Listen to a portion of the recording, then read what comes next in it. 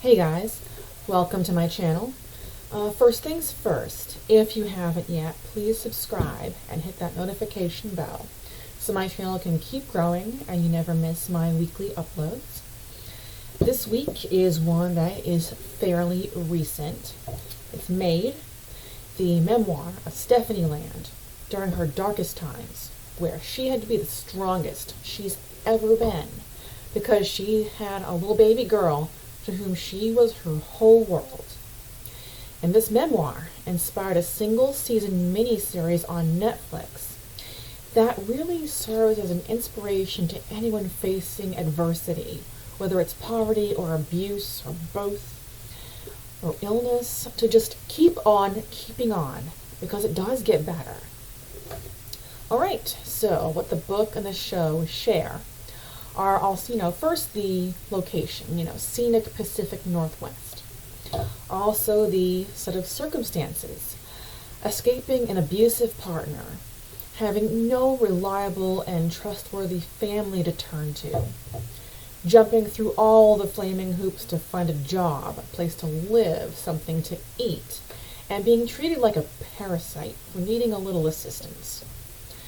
Fighting an uphill battle with the abuser over custody of the child, and the house cleaning jobs and observations as to how the clients live, such as, the sad house, the porn house, and the hoarder house at the very end.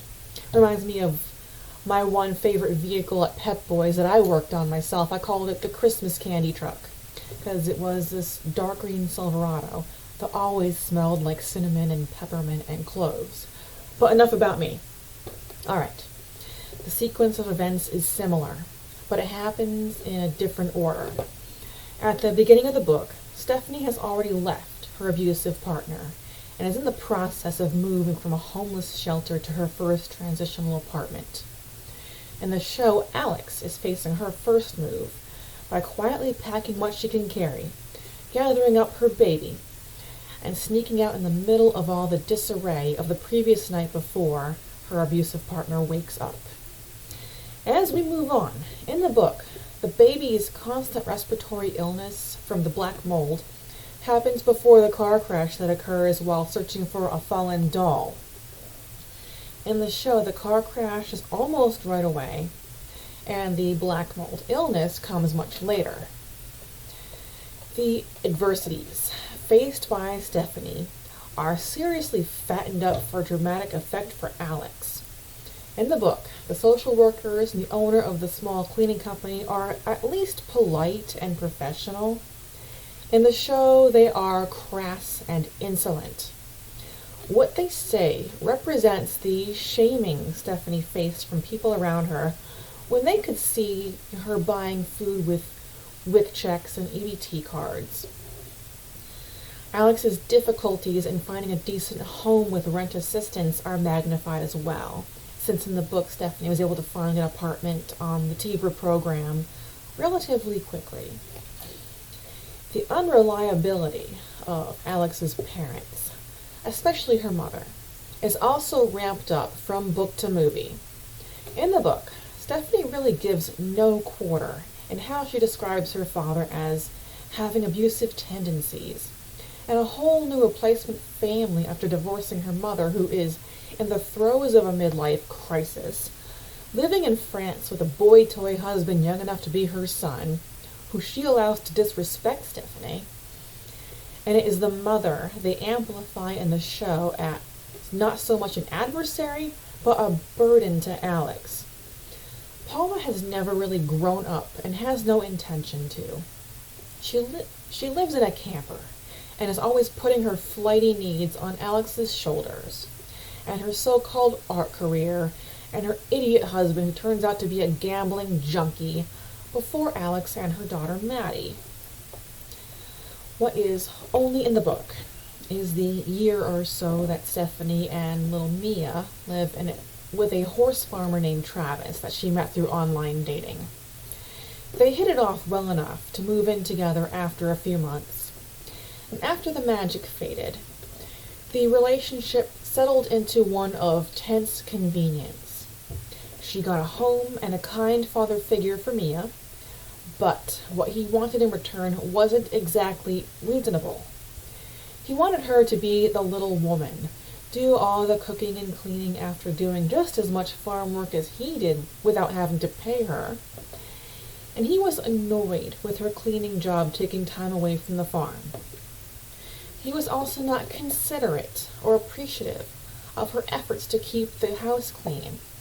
Wasn't appreciative of a nice dinner she made when a client gave her some steaks and lobsters. But he wasn't a bad guy. He did help her with a vehicle after the crash, and helped her move when they split. There is a tiny bit of him and the character Nate in the show. What is only in the show is Regina, Alex's first client, the lawyer who lives like a movie star, treats Alex like a peon at first, then later becomes her greatest supporter, in a plot shift very reminiscent of Dolores Claiborne. Another book and movie for another day. A similar turn of fate happens to Stephanie in the book.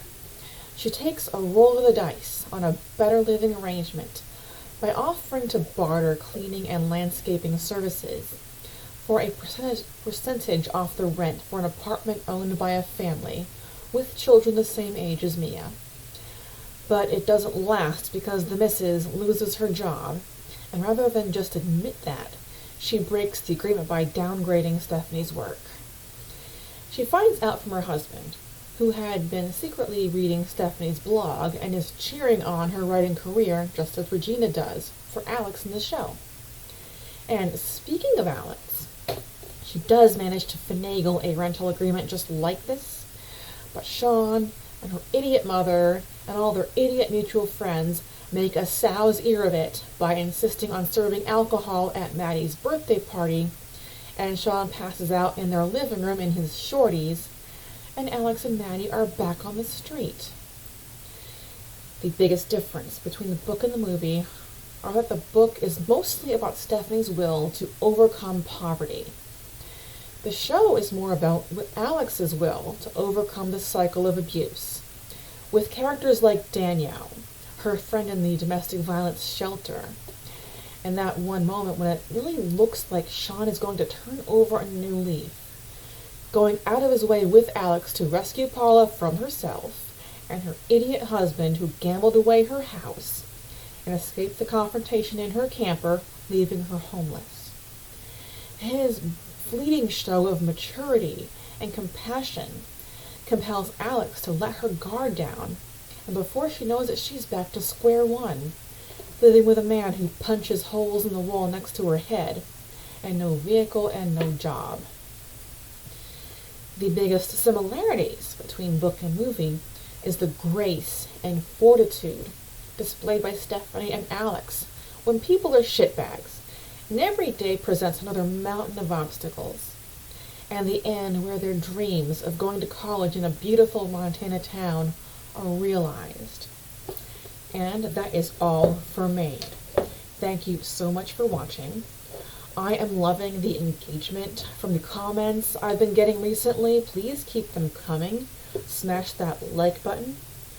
And next weekend is Mother's Day, and I have a subscriber request on deck. So I'll see you back next week for the Tommyknockers.